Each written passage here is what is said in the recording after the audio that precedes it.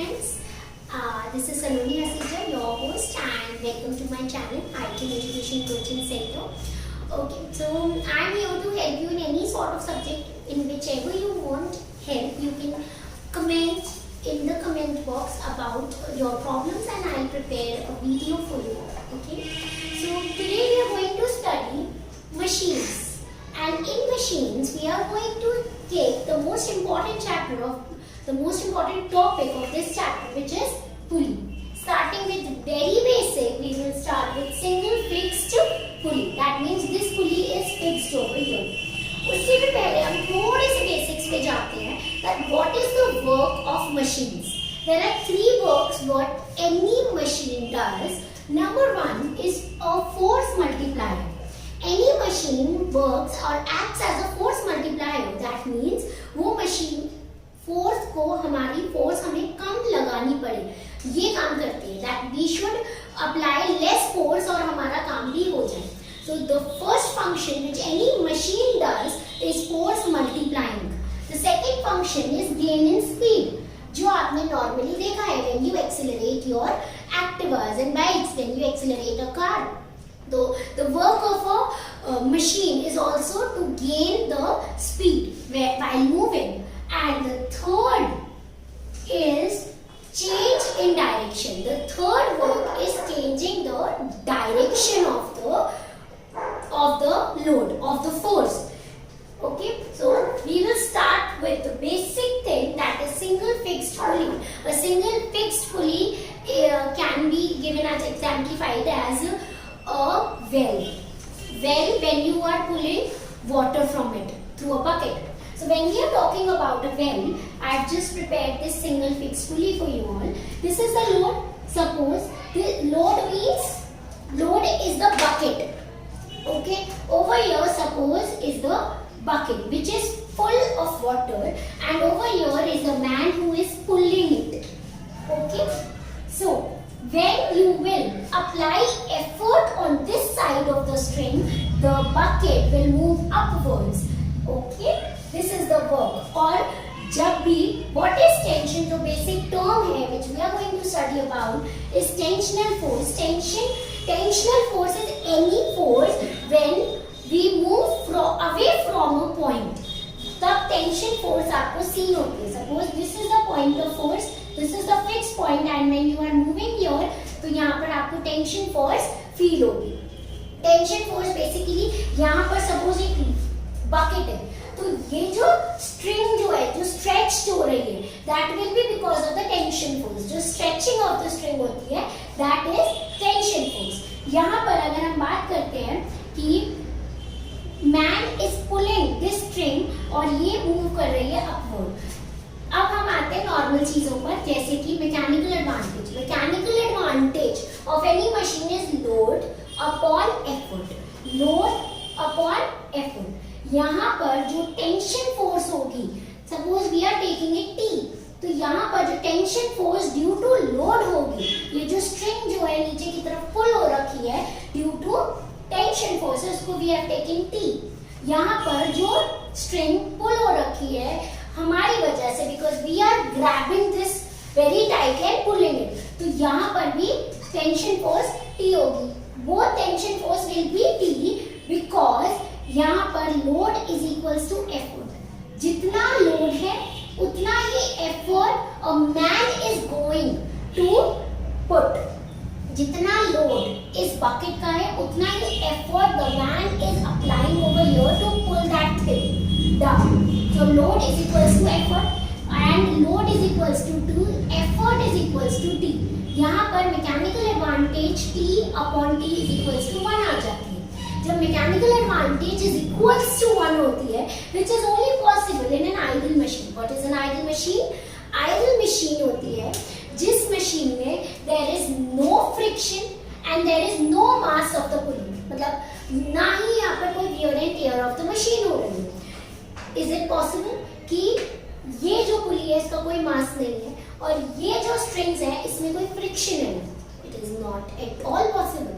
तो idol machine सिर्फ एक ऐसी मशीन होती है, जब मशीन बनाई जाती है जो भी बनाता है उसके दिमाग में होती है वो ideal machine. And ideal machine की efficiency is also 100%. But actual life में या प्रैक्टिकल लाइफ में आयरन मशीन नहीं होती। हर मशीन में फ्रिक्शनल फोर्स होगी, हर मशीन का कोई ना कोई उसके स्पेयर पार्ट्स जो भी पार्ट्स होते हैं उसका वेट होगा। तो हर मशीन में there will be weight and there will be a frictional force in it and of course there will be wear and tear of that machine. तो हमें ये पता चल जाता है मैकेनिकल एडवांटेज जब 1 है, एफिशिएंसी विल बी 100%। पर हमें ये भी पता है कि ये जो है ये सिर्फ आइडल मशीन का केस है और ये नॉर्मल मशीन में पॉसिबल नहीं है, एक्चुअल मशीन में ये पॉसिबल नहीं है। एक्चुअल मशीन में जो मैकेनिकल एडवांटेज होगी it will be less than 1 and efficiency will of course less than 100%। फिर आते हैं हम वीआर पर। VR is the velocity ratio. Velocity ratio का फॉर्मूला होता है displacement of effort upon displacement of load. मतलब जितना आपने इसको नीचे पुल किया, जितना ये मूव हुआ, दैट इज सपोज x, जितना आपने कोई भी चीज को मूव किया और जितना ये ऊपर की तरफ गया, बोथ विल बी सेम। जब आप कोई चीज नीचे की तरफ पुल कर रहे हो, सेम स्ट्रिंग है, यहाँ पर आप एफर्ट अप्लाई कर रहे हो, ये जितना सपोज x सेंटीमीटर से नीचे गया तो यहाँ पर x centimetre it will move upwards, the bucket will move upwards. तो हमें यहाँ पे ये पता चल जाता है कि displacement of effort is x and displacement of load is also x, जिससे पता चलता है Vr is equals to 1 and velocity ratio of any machine तब फिक्स हो जाता है जब वो मशीन बनती है, तो it will always be the same. Anyhow जो मैकेनिकल एडवांटेज था वो 1 नहीं है, हमें पता है कि मशीन 1 से कम होगा और जब mechanical advantage will be less than 1 तो efficiency will be less than 100 और ऐसा ऑलवेज होता रहेगा। Efficiency will be less than 100। जैसे जैसे मशीन ज्यादा यूज होगी उसकी वियर एंड टियर होगा और वैसे वैसे वो कम होती जाएगी एफिशिएंसी मशीन। यहाँ पर आके एफिशिएंसी फाइंड करते हैं। आपको ये पता है mechanical advantage of this machine is 1, Vr always remains the same 1. That means efficiency यहाँ पर कितनी आ गई 100% into 100 और कर देते हैं for the percentage। efficiency आ गई 100%, efficiency 100% नहीं होती। Suppose mechanical advantage 1 नहीं है, 1 से कम है। Suppose mechanical advantage is 0.9%, तो यहाँ पर into 1 into 100 divided by 1 और जब हम we will move it तो efficiency will be 90%। ये मशीन पॉसिबल हो सकती है क्योंकि हो सकता है न्यू मशीन हो तो efficiency can be less than 100, उसमें फ्रिक्शनल फोर्स और ये सब चीजें आने के बाद it can be 90%। So where we are, why are we going to use a single fixed machine? वो हमें क्या काम देगी? हमें ये पता है कि अगर मैकेनिकल एडवांटेज 1 होती तो वो फोर्स मल्टीप्लायर होता। It is not a force multiplier. Mechanical advantage is less than unitary. So वो mechanical हमें force multiplier की तरह work नहीं कर रही। Secondly, it is not giving us speed. ना ही वो gaining speed दे रही। तो why are we actually using a single pulley? क्या use है इसका? Okay. Firstly, इसका first 3 uses है। तो इसका यूज क्या होगा? Change in direction. पर change in direction, why is it important to change the direction?